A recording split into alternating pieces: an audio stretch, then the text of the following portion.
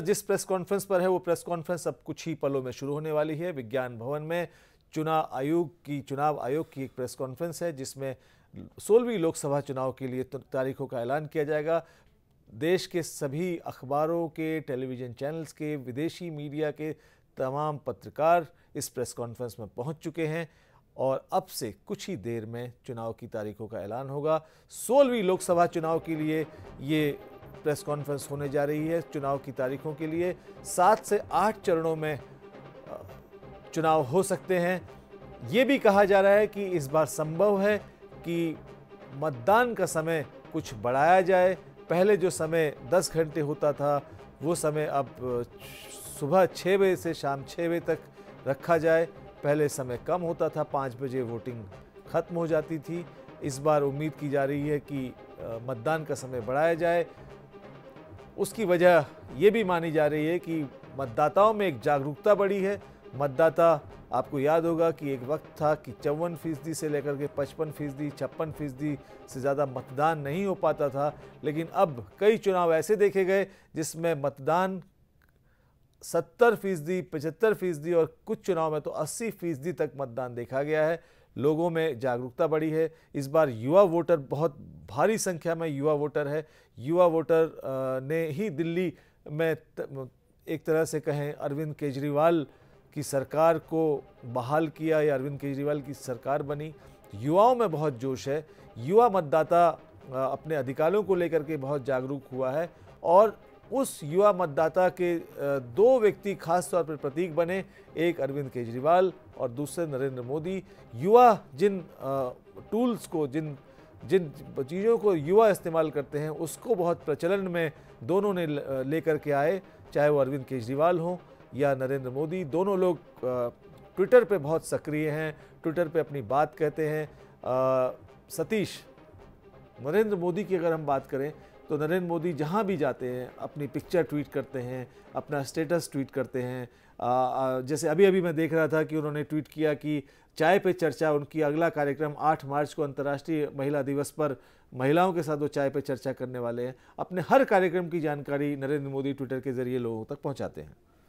अच्छी बात है कि अगर टेक्नोलॉजी के ज़माने में और ख़ास तौर से युवा जिसको ट्विटर जनरेशन या फेसबुक जनरेशन कहते हैं, उनके साथ जुड़ने की एक कवायद है मार्केटिंग की दृष्टि से भी, तो ये अच्छी बात है और तमाम नेता इसमें आजकल जुड़ ही रहे हैं। मैं तो कहता हूं कि जो अरविंद केजरीवाल जो हैं वो दिल्ली में झाड़ू से ज़्यादा वो ट्विटर की पैदाइश हैं, फेसबुक की पैदाइश हैं। और लेकिन उसमें ये देखिए कि सोसाइटी में ही आपकी जो है ना सोशल नेटवर्किंग साइट है। संपत साहब आ चुके हैं, मुख्य चुनाव आयुक्त संपत साहब को आप देख रहे हैं अपने टेलीविजन स्क्रीन पर। और अब आप इनको सुनिए, हमें सुनना इस वक्त व्यर्थ होगा।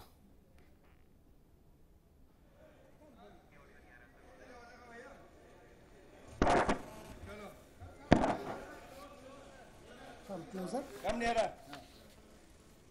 अरे भाई इतना फोटो ले रहे हैं आप लोग।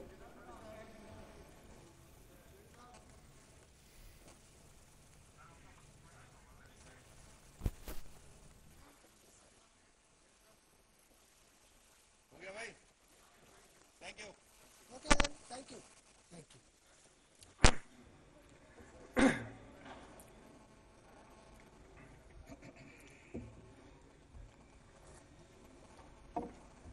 So, shall we start?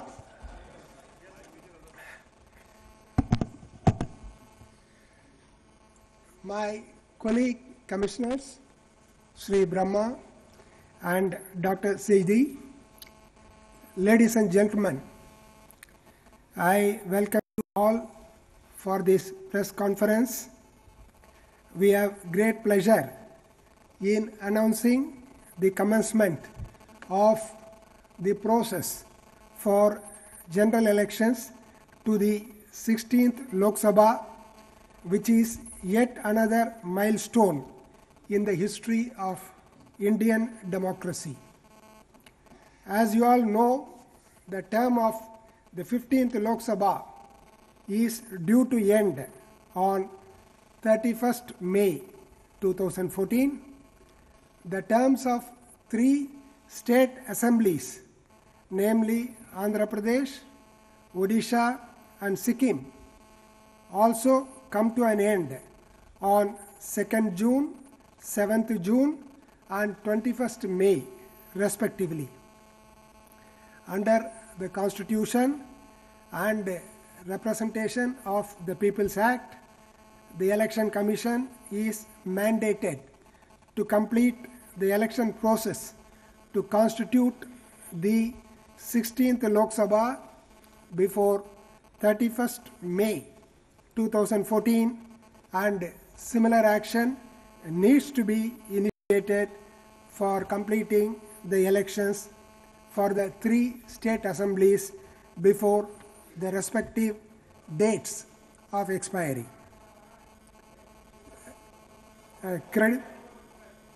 Yes? Mobile? No? No mobile? Yeah, okay. The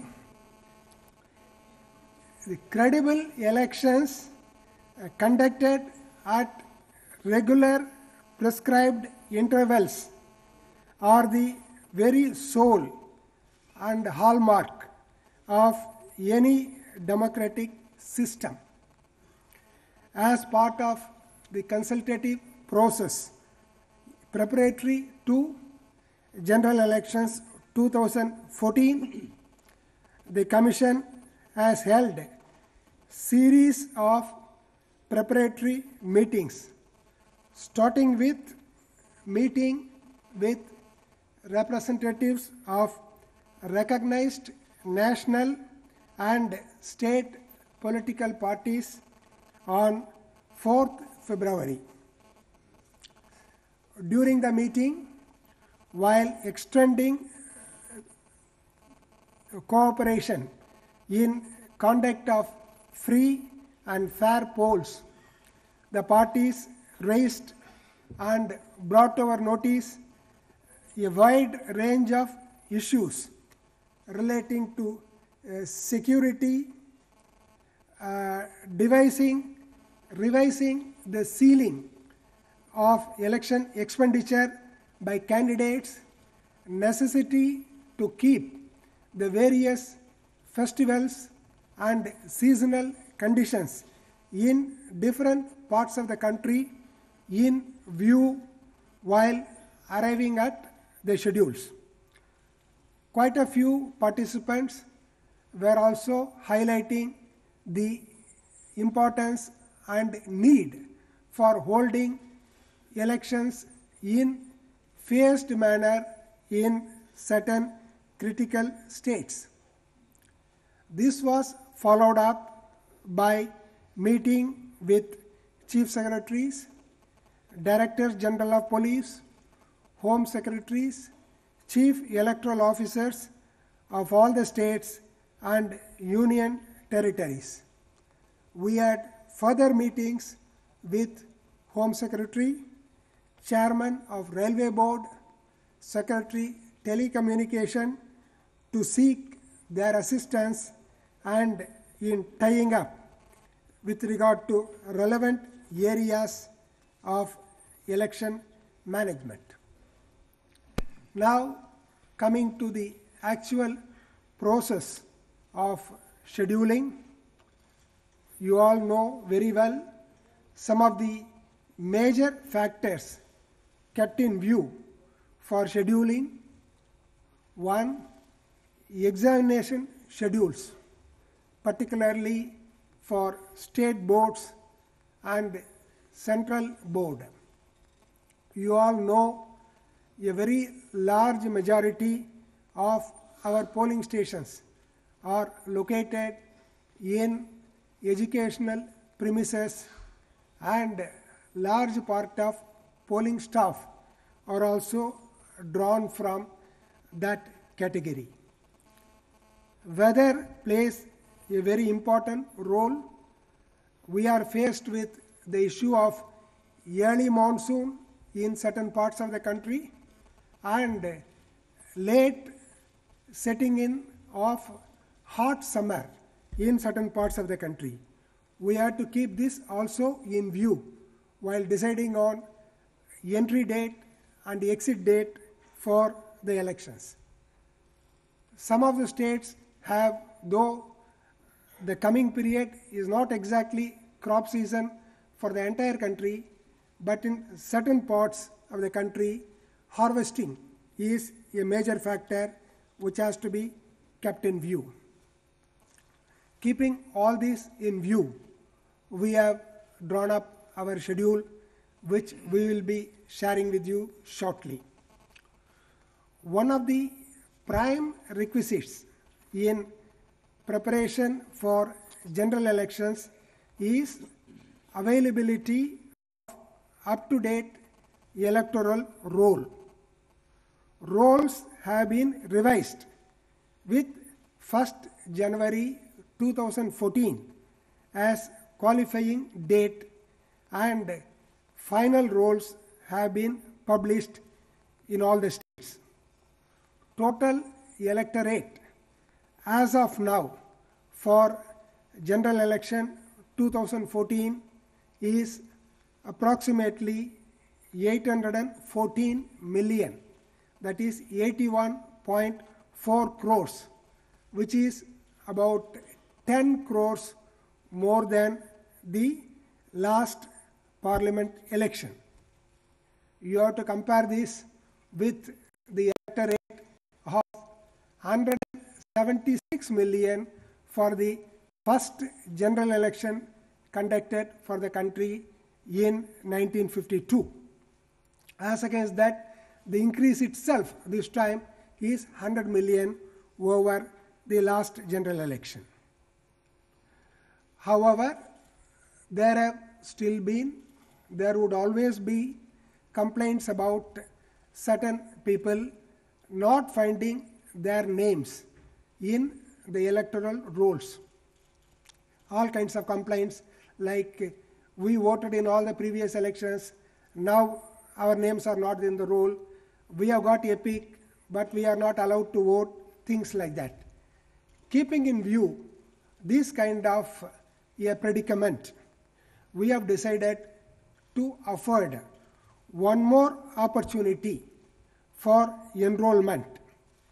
The Commission has directed that special camps shall be organized in all the polling stations in the country in over 9 lakh premises, where the booth level officer will be available with a copy of the electoral roll displayed on the notice board with requisite number of Form 6, that is the application form, etc., with the BLO.